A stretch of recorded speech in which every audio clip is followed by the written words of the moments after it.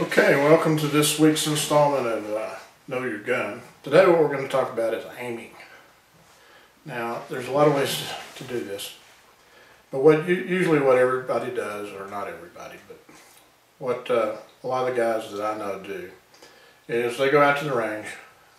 Usually there's a 100-yard target out there somewhere, and they'll set up a target or a paper plate or something. Take a couple of shots at that target, and if they can hit the target at 100 yards, then they figure they're good to go. Simple. It works, and in a little bit I'll show you why it works. It's easy to set up and not a lot involved in it. But I'm all about trying to make things a little bit better and using little tricks.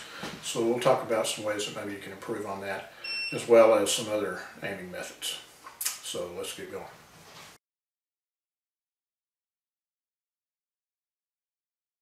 Alright, we've talked before on the other videos about how a lot of guys, when they get ready to go hunting, they go out to the range, take a paper plate, put it up at 100 yards. Figure if they hit it a couple of times, they're good to go. And it's okay, it works, and I'll show you why it works.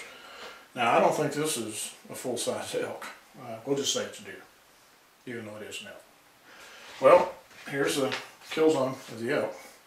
And if you take that paper plate and put it right there, that's pretty much the kill zone of an elk. So the old paper plate method certainly has something to say about it.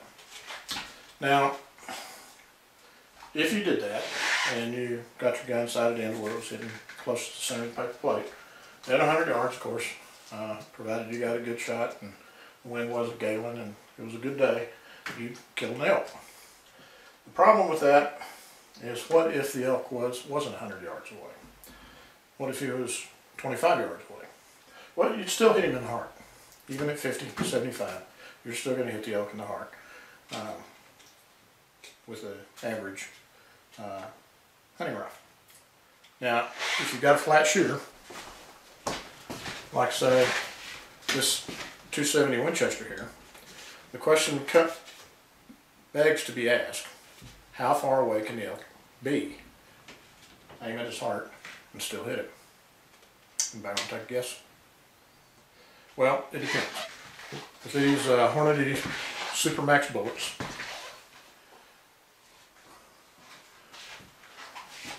and a 270 Winchester, at 200 yards, you'd hit the elk about right here, just below the heart lung area. So somewhere between 100 and 250 yards, or 200 yards. You'd probably still kill the elk. Now, you might have to chase him a little ways with this one, because you didn't hit him in the heart, you just barely grazed his lung. So, if you live in an area where you don't need to take long shots, then the old point and shoot method of just zeroing the gun at 100 and putting the crosshairs on him, taking the shot, probably work. Now, there's some things we can do to improve it. And if we re-zero the gun at a different range, let's say 200 yards. Let's see what that looks like. Okay, we've got another elk up here with hypothetical shots on it from 200 yards. So at 200 yards, provided you've got an accurate gun and a good steady place to put it, you should hit the elk right in the heart. Now at 100 yards, the bullets, remember, has a kind of a parabolic curve to it. It's got to go up and then come down, kind of like shooting a basketball. So at 100 yards, it's going to hit high. But look at this. It's still hitting the elk in the heart, or the deer. Alright, how far now can we get out and hit the deer with a 270, zeroed at 200? Well, right down here is 300 yards, and that's too low. You've wounded an animal now, and that'll run a hunting trip quicker than anything. It'll make everybody feel bad that you lost an animal that's out there suffering and you can't find it and take it home, or at the very least put it out of its misery. So 300 yards would be a little bit far, but I'm guessing 250 would be right in there. So even though you only sighted the gun in at 200 yards, you're still adding some range to your point and shoot method of just putting the crosshairs on the heart and pulling trigger. Now you might wonder, how do I know all this, where to put these dots? Well, You can figure that out on the Ballistic calculator. They've got them for iPhones and iPads and all that kind of stuff you can carry in your pocket, and it'll tell you if you put the right numbers in it. But that's a lot of numbers. So if you want to keep it simple, then that's the thing I like about Hornady ammunition. It's right here on the box. Excuse me. So with this 270 Super Performance ammunition here, we'll look at the end deal. Muzzle velocity of 3,090 feet per second. That's cooking along pretty good. At 100 yards, it's going to hit 1.3 inches high. 200 yards, of course, it's going to be on 0. 300 yards, it's going to hit 6.3 inches low, 6.1 inches. 400 yards, 17 inches low. And at 500 yards, 35.4. So you're obviously going to miss the elk if you shoot at him at 500 yards aiming at his heart. Now, there's one other trick that I like. It's pretty simple. Is you don't always have your box with you and you forget what these numbers are. So you can make a little tape for your scope, put it right here, and then you've got that information right there. So if you've got a laser rangefinder or whatever, or just guess that he's a couple hundred yards out there, then you look at this and you see how far the bullet's going to drop, and you know whether you're going to hit that kill zone or not. Alright, now let's assume that the elk is 300 yards away. What are we going to do now? If we see that elk over there on the ridge and we really want him, and we know that the 270 is going to shoot low at 300 yards away.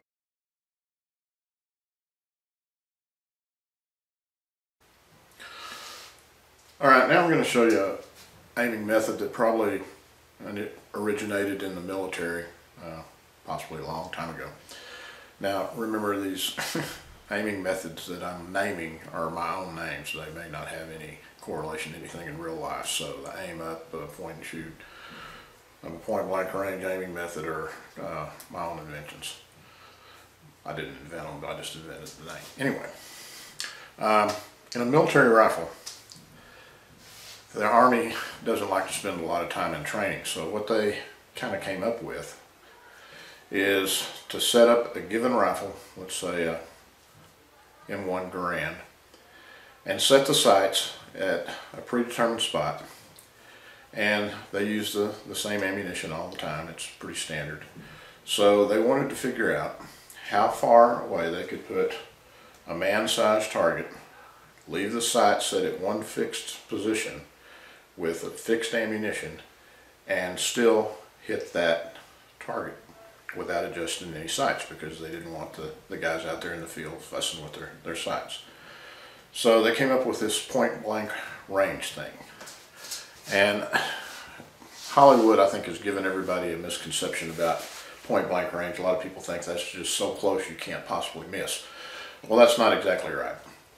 It actually is a range, a distance, a range of distance from 0 to whatever, that you could point the crosshairs or your peep sight or your iron sights on center mass of the target or bullseye and still hit the target.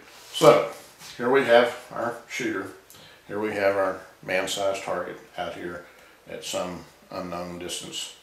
Now, I cheated a little bit and I used a ballistic calculator to figure this out that actually has a point blank range function in it. You can figure it out on your own with trial and error, but the best way to do it is to use the calculator and the program to get an idea of what you're doing, and then go out and test it in the field and see how well it pans out. So, and we'll use a little bit different gun this time, a 30-06. Everybody has, or a lot of people have the impression that the .06 is not a very flat shooter and it's not good for more than a couple hundred yards, but possibly we'll disprove that. Now, instead of using a man-sized target, which I've kind of got drawn here, we're actually going to use a bullseye target, or our 8-inch paper plate, which we determined is about the kill zone of a pretty good size deer or elk. Now remember, you've got to use a specified target size, a specified rifle and velocity, and the same ammunition. So we're, in this case, we're going to use this Hornady 168 grain SST. And the program actually has the velocity in there for that bullet. It's probably about 2,800 feet per second. I'd have to look it up. So if we run the numbers, then with an 8-inch diameter circle, we can put that paper plate out to 262 yards.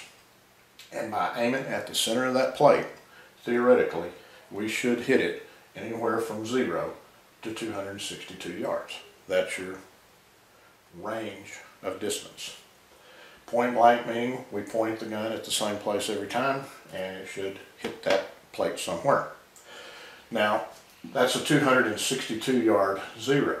So at 262 yards with this rifle, the paper plate, that bullet, it should hit the center of the target at 262 yards. Now, obviously we've got a little bit more paper plate left below the 0, about 4 inches. So at 309 yards, that bullet should hit the bottom of the plate. Now, we've also got some area above the bullseye that we could use. And the highest point that that bullet is going to reach, remember it's got to go up and it's got to come down, is going to be at about 150 yards where it reaches its apex of about 3.8 inches. So at 150 yards, the bullet's going to hit high at the top of the plate. 309 yards, it's going to hit low at the bottom of the plate. And the ballistic calculator even has a tricky way to set this up without having to walk all the way out to 262 yards. It tells us that if we put the target at 100 yards and mark 3.42 inches up from the bullseye and zero the gun there, then it should do this. So, kind of a neat deal. You don't have to walk out but 100 yards. Mark a spot on your plate about 3.5 inches high, zero the gun for that. Now your gun and your sights are set up to shoot with just standard old everyday 30-06 all the way out to 310 yards, and all you've got to do is aim at the bullseye. So that's a little modification of the point and shoot method. So that's kind of tricky. I like that because it's simple. You don't have to think about it. If you know that your target's anywhere from 0 to 310 yards, you just put the crosshairs on the target and shoot. No fiddling with scopes, no dealing with altitude adjustments, just go. Now, this is impacted slightly by other factors, one of them being altitude. So, in the ballistic calculator, you can put in what altitude you're going to hunt at, and this should come out pretty close. There you have it. Point blank range.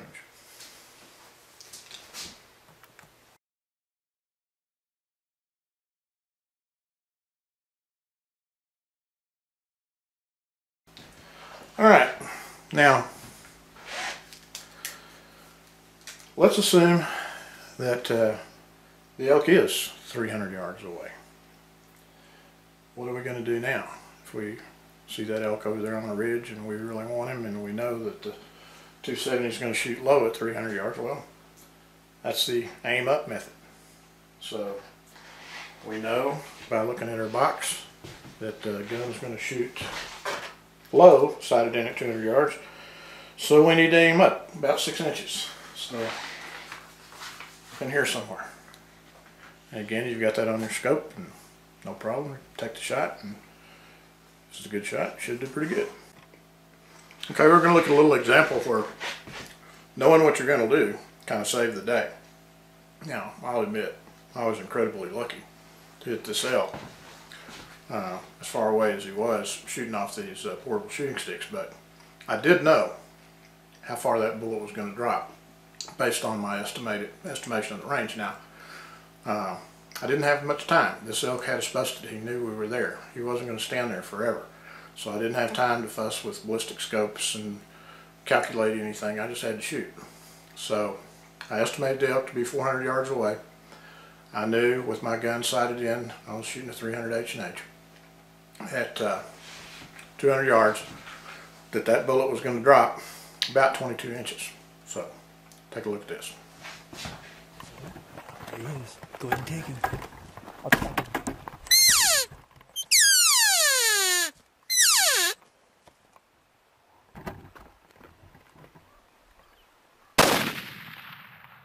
Hit him. You hit him.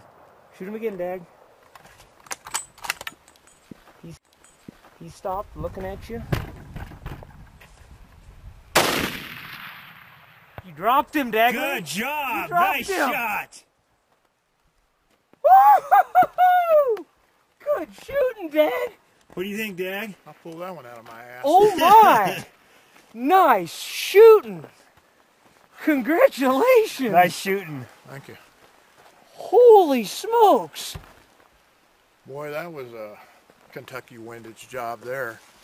What range it? What was it? About 400 yards? Yeah, just a hair under. All right, a quick word about these long shots. For a time there, I got really interested in long range shooting, and I know there's cable TV shows where these guys are shooting elk out at 1,000 yards and more. But what they don't, and I know those guys, I've got one of their guns, but what they don't show you is the times they miss, and they wound an animal or lose it. And anything over 200 yards is a pretty long shot. So I was incredibly lucky with that elk that my guides managed to get that booger stopped again, and I could get another round in there, because if they hadn't got him stopped, he wasn't hurt that bad with that first shot, and we would have had a mess. So just watch what you're doing out there, guys. Like I said, nothing ruins a hunt worse than having a wounded animal out there you can't find. Now we're going to move on to talk a little bit more about the aim up method and some little tricks and new things that are out there to help you with that. Ballistic scopes and ballistic reticles and that kind of thing. Alright, one of the simpler things that you can do with this aim up method is to use a scope that has dots in it that correspond to certain distances. That takes some of the guesswork out of the aim up method. You're not just guessing how much 6 inches is on a deer at 300 yards and so forth and so on. This little pellet gun here has one of those. Now, quick reminder here, remember to, or at least personal preference I suppose, I like to put my scope on the lowest setting when I'm out hunting, so that when I pull it up, I've got a wide field of view and I can pick up the animal real quick, and then if I need to I can zoom in on it with the variable deal here. And I'll take a picture of the reticle of this scope here in a minute with the scope cam and show you what it looks like.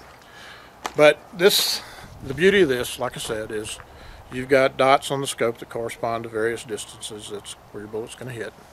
But it is a little bit more complex, and you got to know a little bit more about what's going on.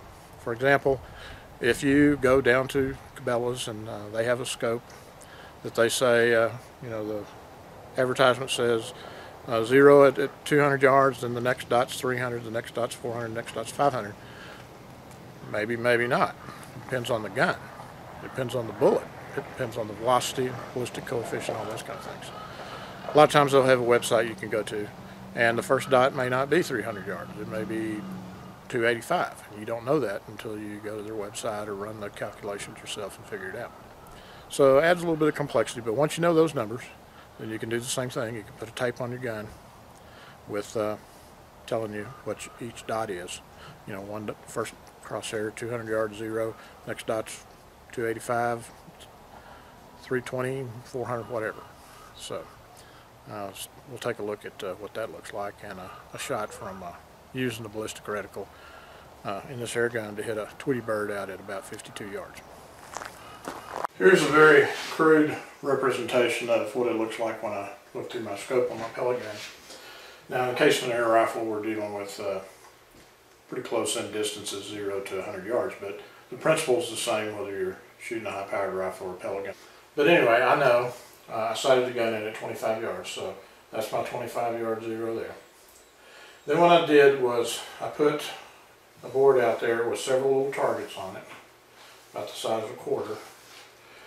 And the 25-yard target hit right where I expected it to. The 50-yard target, 50-yard target, I think it hit about 1 3/8 inches low, 75-yard target hit quite a bit lower than that, and then the 100-yard pellet hit down here. Now I'm aiming at the same place every time and letting the bullet do what it will. So then what you can do, after you've got some shots in here, and of course you're taking 2 or 3 shots and taking the average out of them and letting the bullets fall where they may, then you can back up, put your crosshairs on this paper, and then see where your holes line up with these dots. And it just so happened on the pellet gun that 50 yards was this one here. I think 75 was about halfway between these two, and 100 yards was right at the intersection of the fat line and the skinny line right here. So that's a pretty tried and tested way to do it.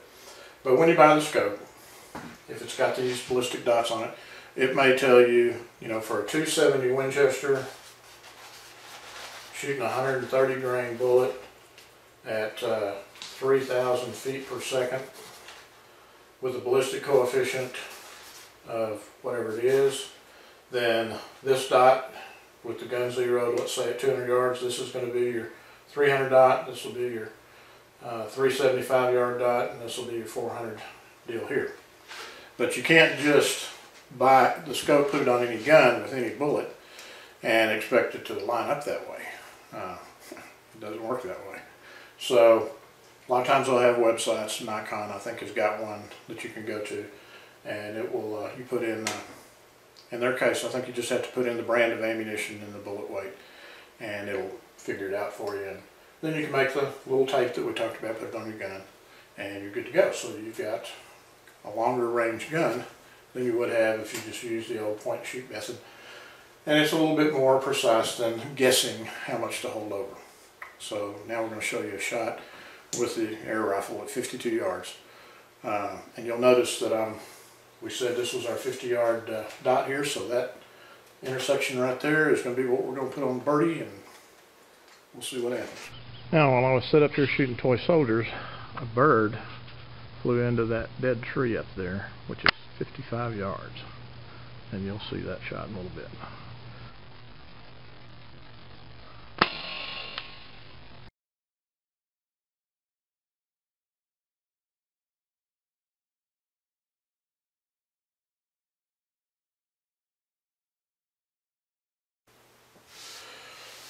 Alright, the last aiming method we're going to talk about here has to do with the longer shots. We're talking 300 yards and over.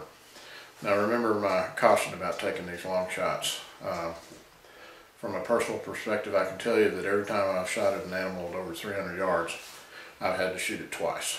So your possibility of wounding an animal increases as distance increases, because there's so many things that can affect it. And beyond 500 yards, things really change.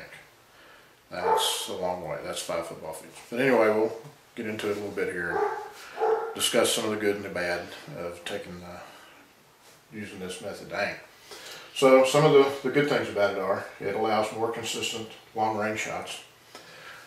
At the range, I can go out there. We've got a silhouette range out there that goes out to 500 meters. And how this is going to work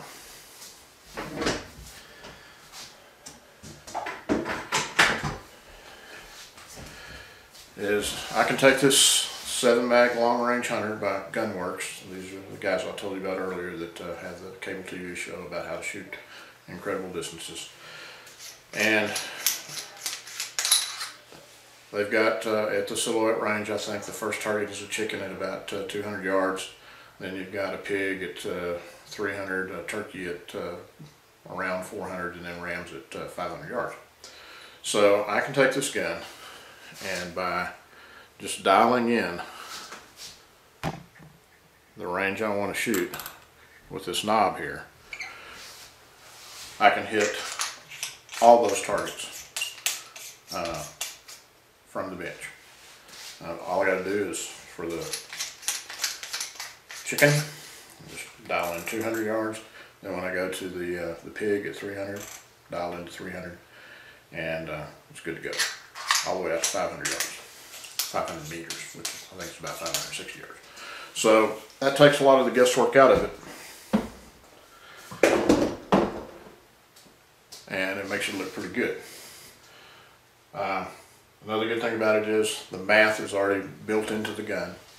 That scope and that turret are designed for that gun, that barrel, and a specific bullet. That is a one bullet gun. There's only one round that I shoot out of that gun.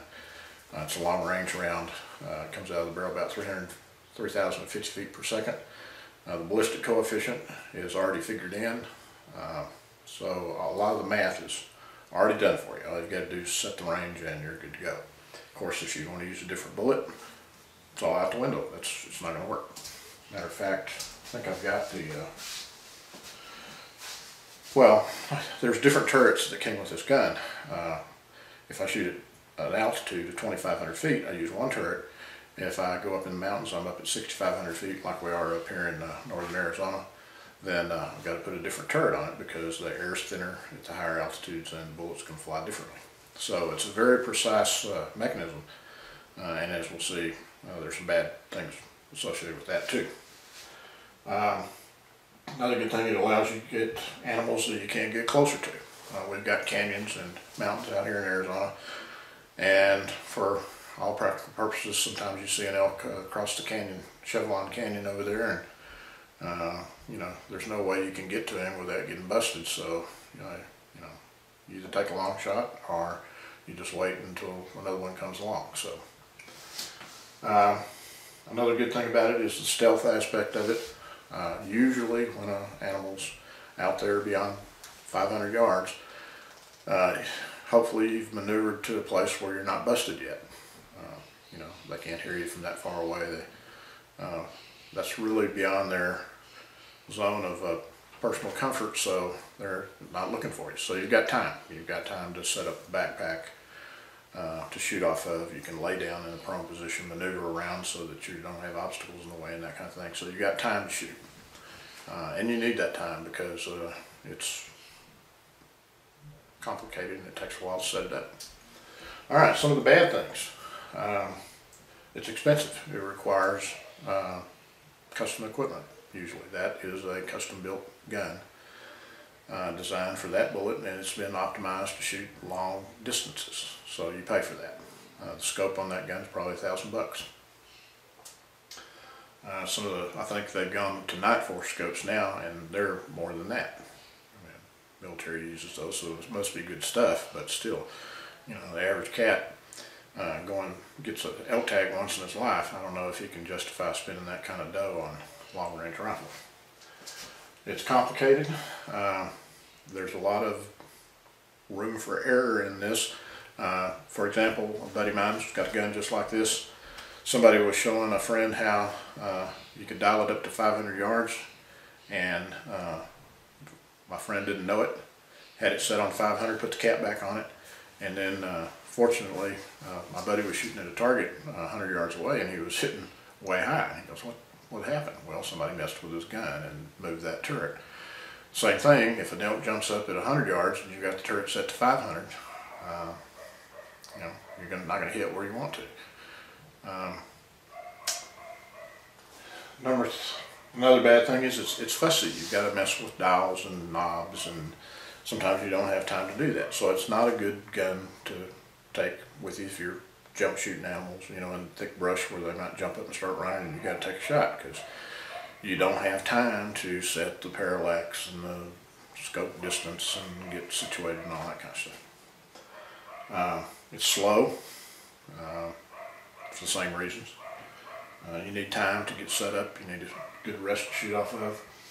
And I put in here false sense of ability.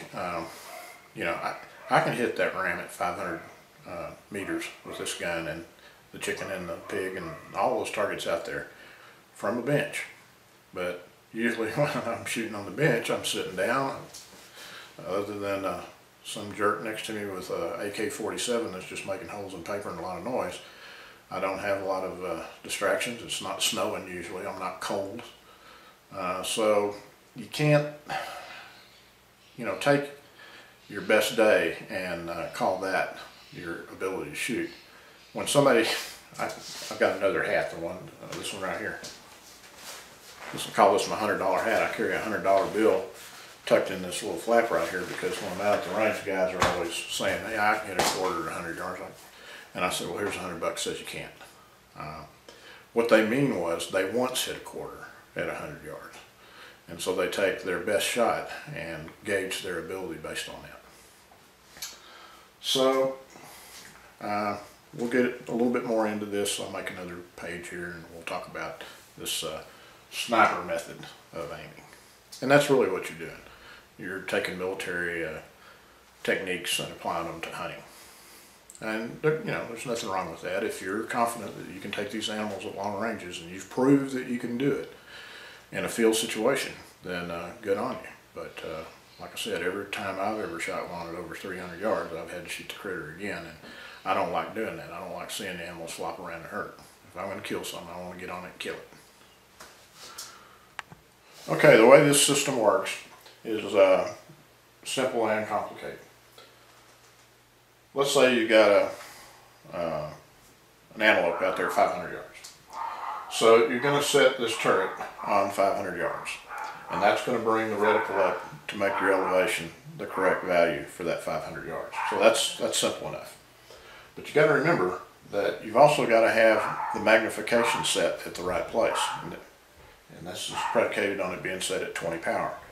So if you pull the gun up and it's set at what the lowest thing on it I think is 5, then this is not going to be correct. So you got to remember some things when you're. So you've got a lot of things you've got to remember if you're going to use the setup. How many times have you got a roll of pictures back in the old days when we used to use film and realized that you forgot to take the lens cap off. So anyway, probably wouldn't be a bad idea to make a little checklist so that when you sit down you get all set up for these long shots, that you do everything properly. Remember to put the magnification at the right spot, make sure your distance is set, all that kind of thing. Because you see the elk of a lifetime over there 500-600 yards, you might forget your own name. Anyway, another good thing about this is when you're shooting that far away, you can't just disregard the wind anymore. You're going to have to take that into account.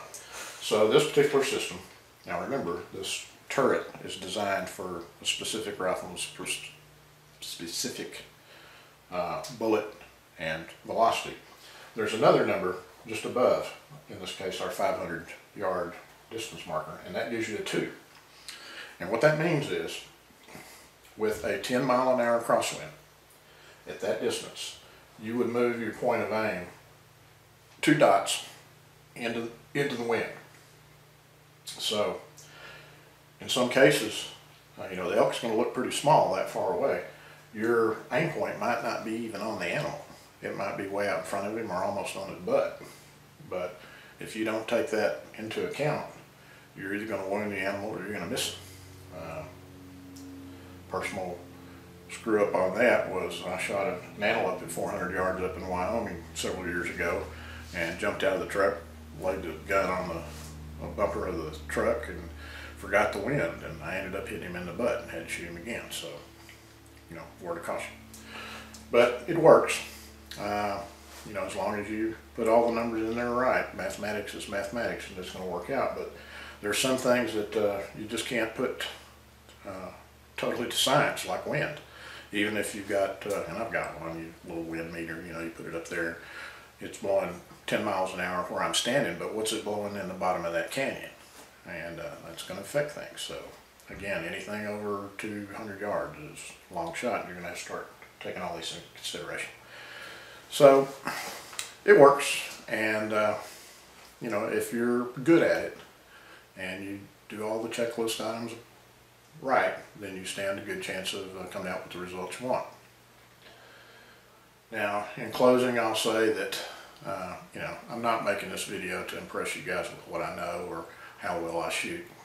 In reality, I'm actually kind of a poor shot. But I do study these things and I think about them. And I think if you get out there, regardless of what aiming method you pick, you'll probably find that you're going to use kind of a combination of a couple of them. For example, the elk shot that you saw at 400 yards, the point and shoot method wasn't going to work on that. That bullet would have hit the ground.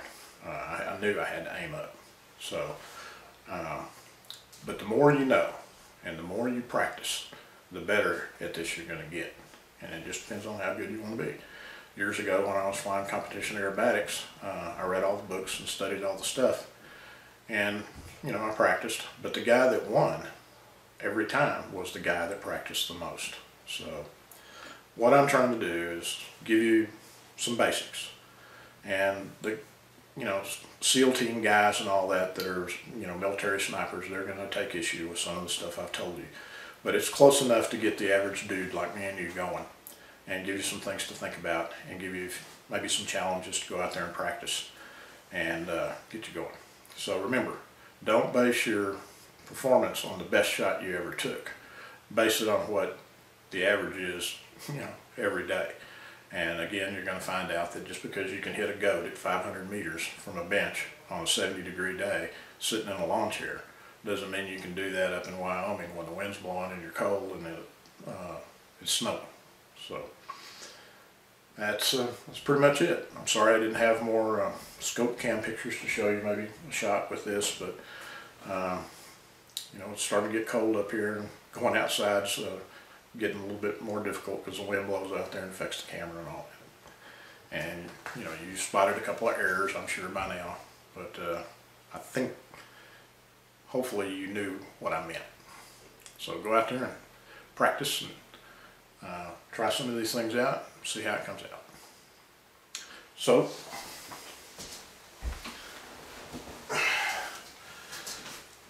from Scout the Wonder Dog, see you later.